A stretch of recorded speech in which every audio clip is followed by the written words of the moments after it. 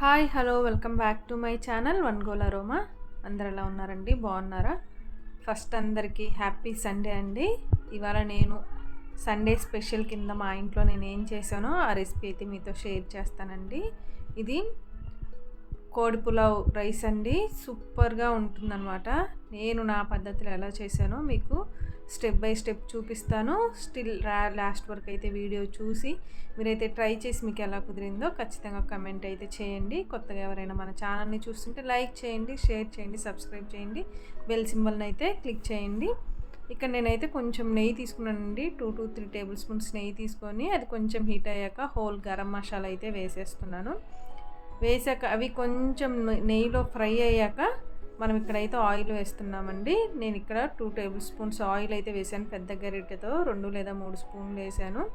ఇక్కడ మీరు గమనించాల్సింది ఏంటంటే నేను జీడిపప్పు వేయటం మర్చిపోయానండి. మీరు ముందుగానే నెయ్యిలో జీడిపప్పు వేయించుకోండి, మంచి టేస్ట్ ఫ్లేవర్ ఉంటుంది. ఇక్కడ నేను ముందుగా కట్ చేసుకున్న ఉల్లిపాయలు అయితే నూనె కాగాక వేసానండి. అవి కొంచెం ఫ్రై అయ్యాక నూరు పెట్టుకున్న పచ్చిమిర్చి, అల్లం వెల్లుల్లి పేస్ట్ వేసేసి ఒకసారి అట్లా ఫ్రై చేయాలండి. అలానే ముందుగా కొంచెం పసుపు కూడా వేసుకోండి. ఆ పసుపు అవన్నీ కలిసి ఫ్రై చేయాలండి. కనీసం 3 నుండి 4 నిమిషాలు పచ్చివాసన పోయేంత వరకు అయితే ఫ్రై చేయండి అల్లం వెల్లుల్లి పేస్ట్. ఇలా ముందుగా అయితే నేను చికెన్ క్లీన్ చేసి పెట్టేశానండి. ఉప్పు పసుపు వేసేసి శుభ్రంగా క్లీన్ చేసి వాటర్ అన్ని డ్రైన్ అయ్యేంత వరకు అయితే ఉంచేసాను. అలా క్లీన్ చేసిన చికెన్ని మొత్తాన్ని మనం వేసేయాలండి.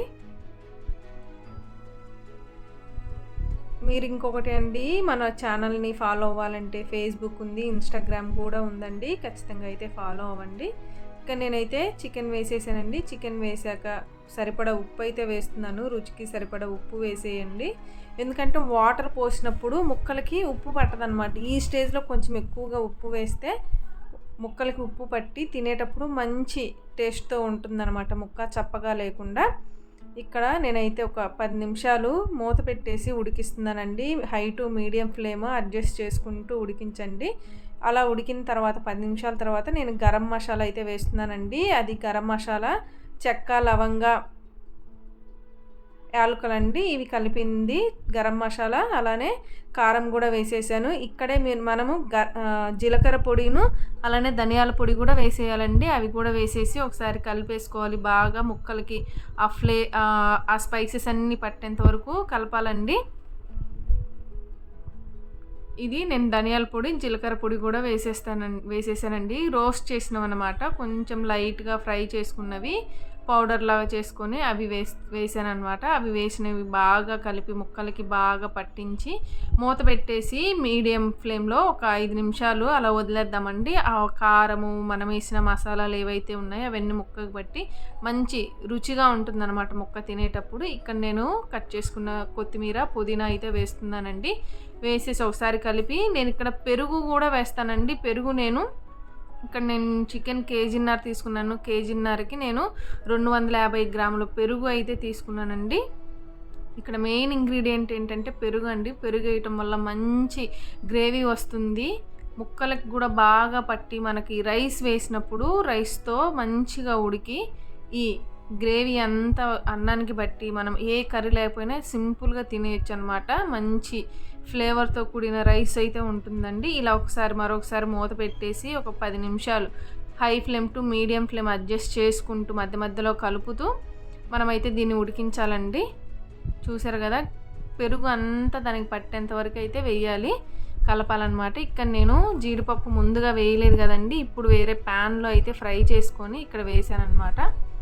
మీరు ముందుగానే ఫ్రై చేయండి. నేను మర్చిపోయాను అనమాట జీడిపప్పు వేయటం. సో అందుకని నేను ఫ్రై చేసి ఇందులో వేసాను. ఇక్కడ నేను వాటర్ అయితే యాడ్ చేస్తున్నానండి. 1 కప్పు రైస్ తీసుకుంటే 2 కప్పులు నీళ్ళు అయితే పోసుకోండి. ఇక్కడ నేను 2 కప్పులు రైస్ తీసుకున్నానండి. నేను పోసే లోటాతో 2 కప్పులు రైస్ తీసుకున్నాను కాబట్టి నేను 4 లోటాలు వాటర్ అయితే పోసుకున్నాను. ఈ రైస్ ఏంటంటే మెత్తగానే ఉంటుందండి, పొల్లుగా ఉండదన్నమాట.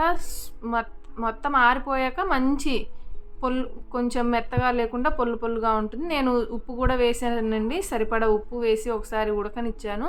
చూసారు కదా, మనకి ఇలా మంచిగా మరలాలన్నమాట. వాటరు తెరిలిన తర్వాత మనం ముందుగా నానబెట్టుకున్న రైస్ అయితే వేస్తున్నానండి.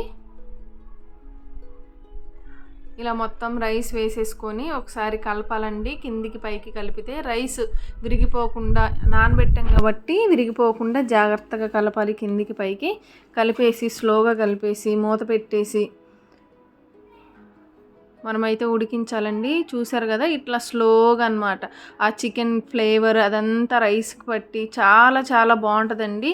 కొంతమంది దీన్ని రాజుగారి కోడి పులావ్ అని కూడా అంటారు. నేనైతే ఎగ్జాక్ట్గా అలా చేస్తానని చెప్పలేనండి. అక్కడ ఎలా ఉంటుందో నేను టేస్ట్ కూడా చేయలేదు. నేను డైలీ మా ఇంట్లో అయితే ఎలా చేస్తానో అది చూపిస్తున్నానండి.